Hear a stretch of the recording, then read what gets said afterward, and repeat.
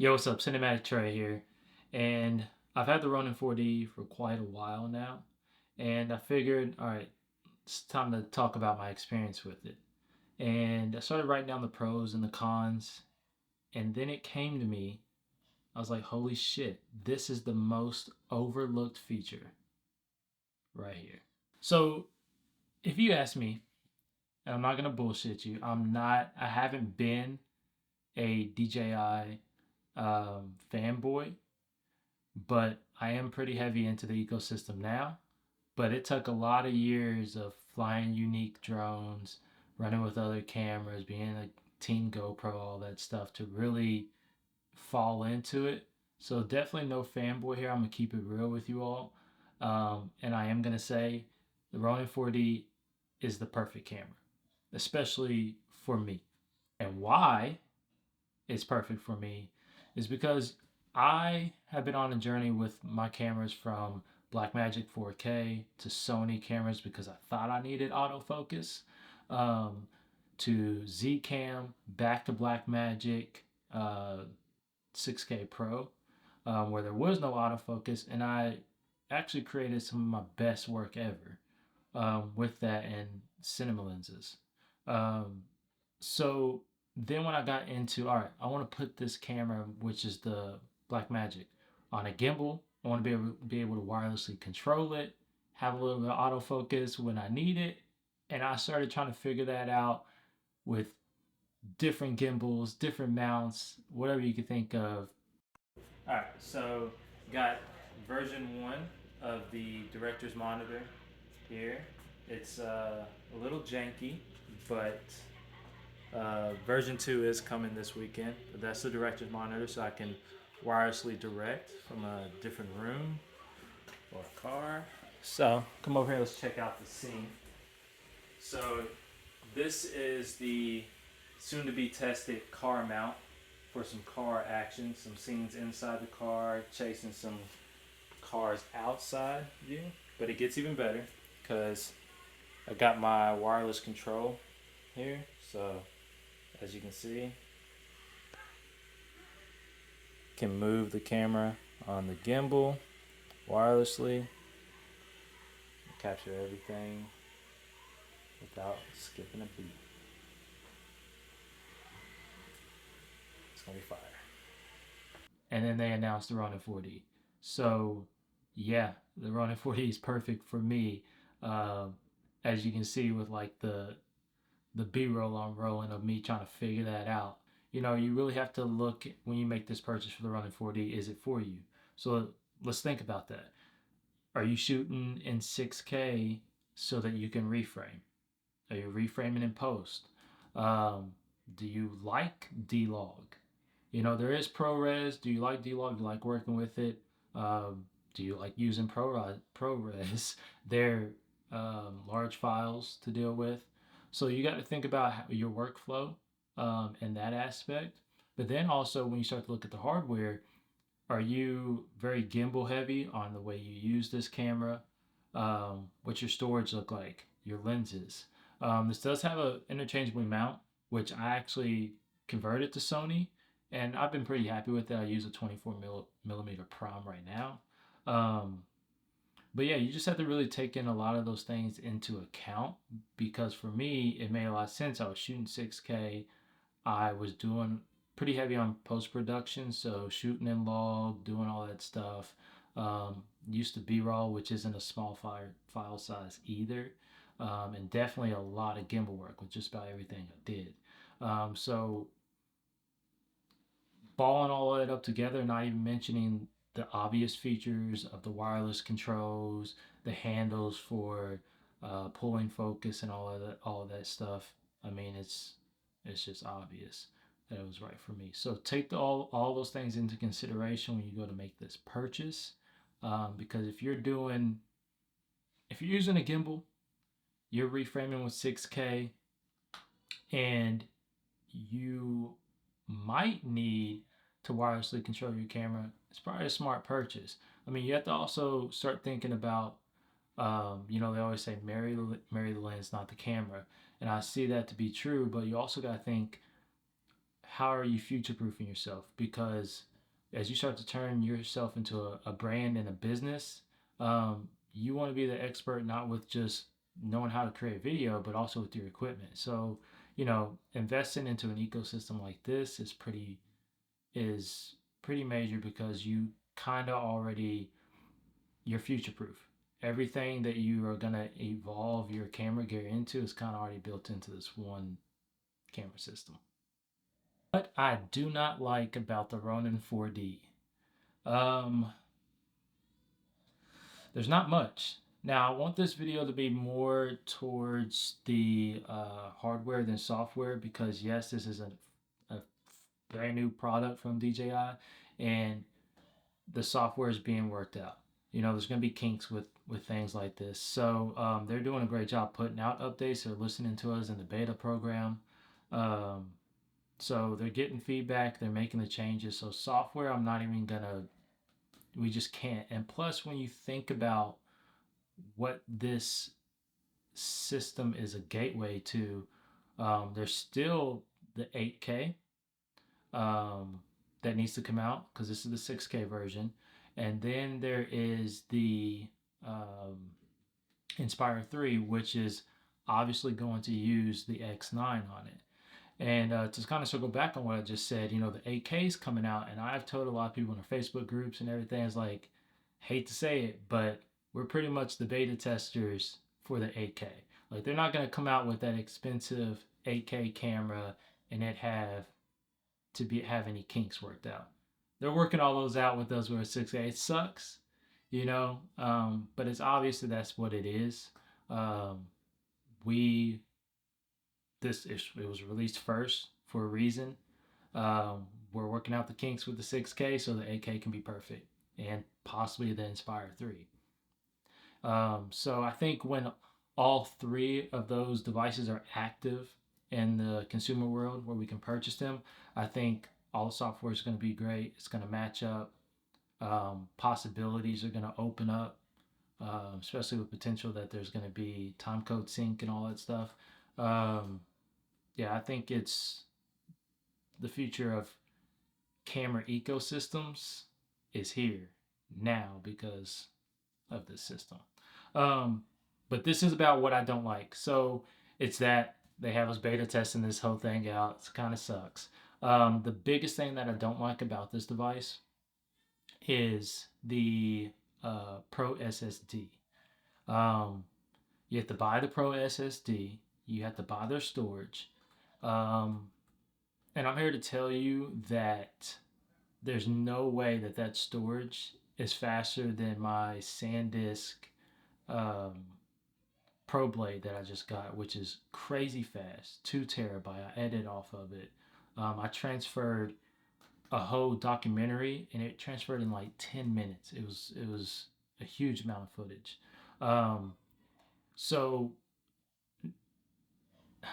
it's very expensive to get that, and it locks up the 6K. It was the RAW that was locked up, but now the XQ version of ProRes is locked up to it.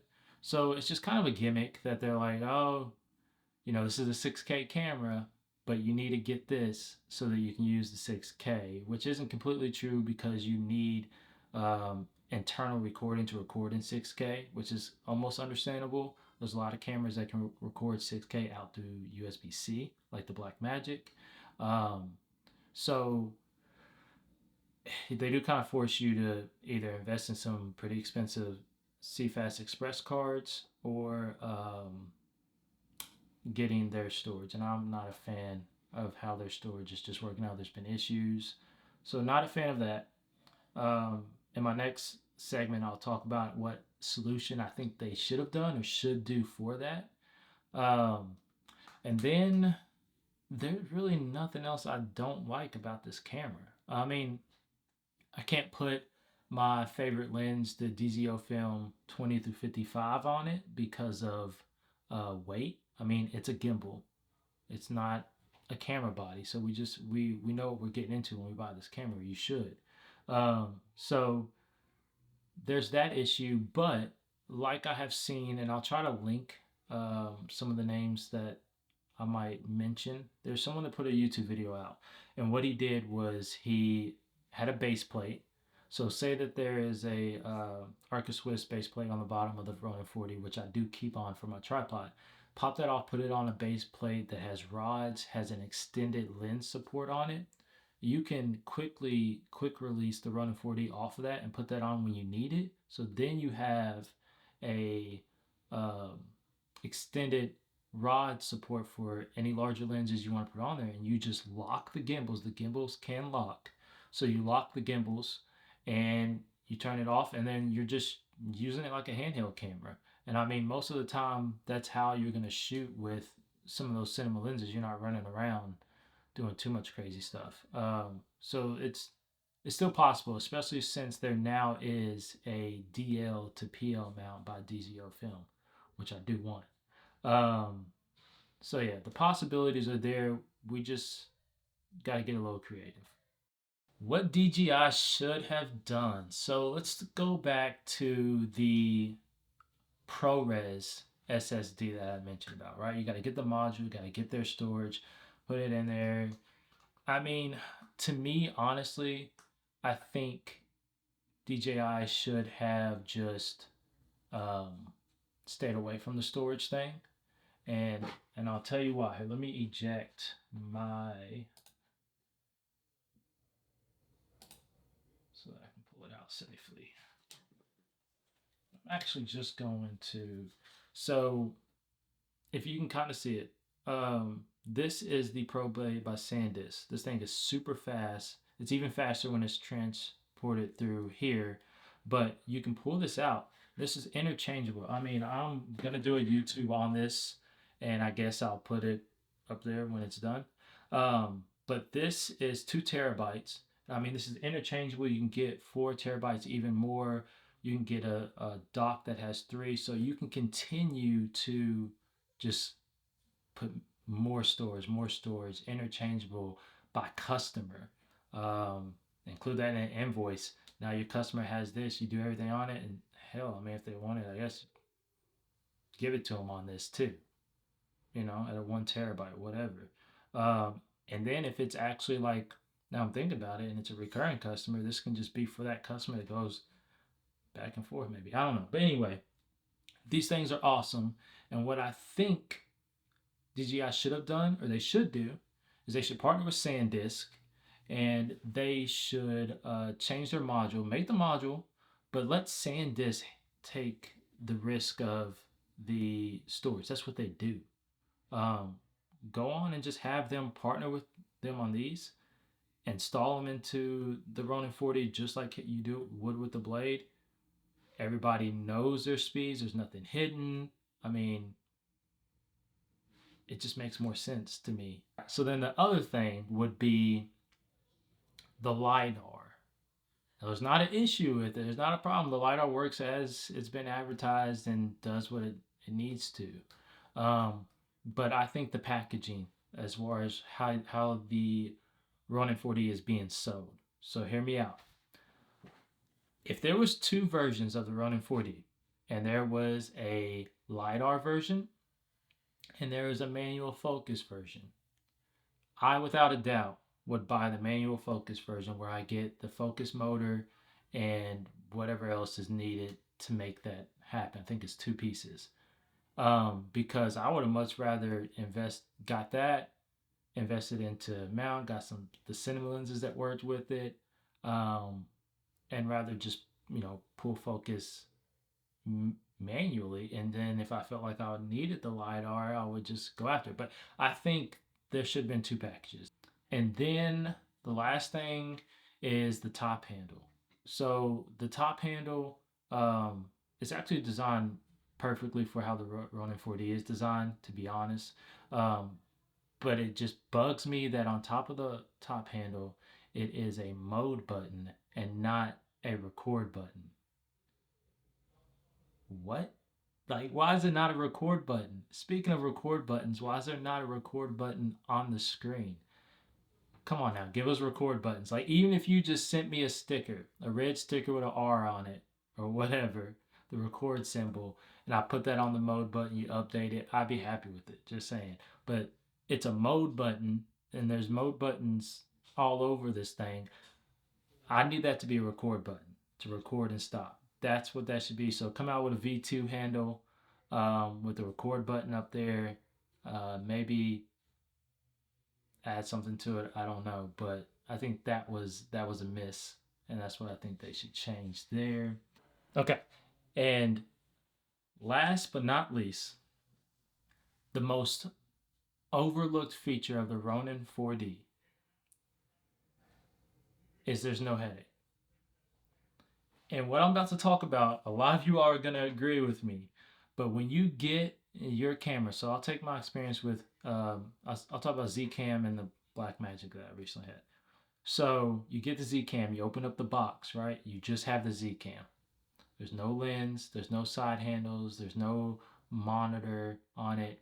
You buy all that stuff and you figure out where you need to put it. What's going to best work out for you location wise, latency with the Zcam. Oh, am I going to use an iPhone, an iPad, or am I going to get a monitor and hook it up? Do I want to use, am I using the HDMI or figuring out all this stuff, not even mention the cage, where you're going to mount, which cage actually works. That's a lot of headache. And it actually leaves you with, on my top shelf right there, I have a whole toolbox full of small rig pieces that I've gathered through all of the years, just rigging up things, cord management on devices, um, keeping SSDs on the side and mounts and stuff like that. The headache is gone with the Ronin 4D. The handles are in the right spot for you every single time. You have you build muscle memory with where everything is with the joystick, the uh, focus puller, which on your rig you'll probably put on the left side, the right side. Monitor placement is in the best spot. So it's just an overlooked feature to me that, like, besides calling it run and gun, literally you don't have to think about any of that stuff. You get the camera, you power it up, and you're good to go. You don't have to spend money and resources and looking up YouTubes and doing all this stuff trying to figure out how to rig up your camera. And anyone that knows what I'm talking about, they know you have spent months trying to figure out how to rig your camera up the best way to make it work. You don't have to think about that with the Ronin 40. And for example, you can check out my 6K rig build, um, which took months to figure out how I was going to rig it up and do it quickly. Yeah. So, you know, get the Ronin 4D, do as you wish, but I think it's the perfect camera. It's future proof, and we are just barely touching the possibilities with it. So, follow me, subscribe, join the journey. I got a lot more to say in the post, but I hope you enjoyed this one. Peace.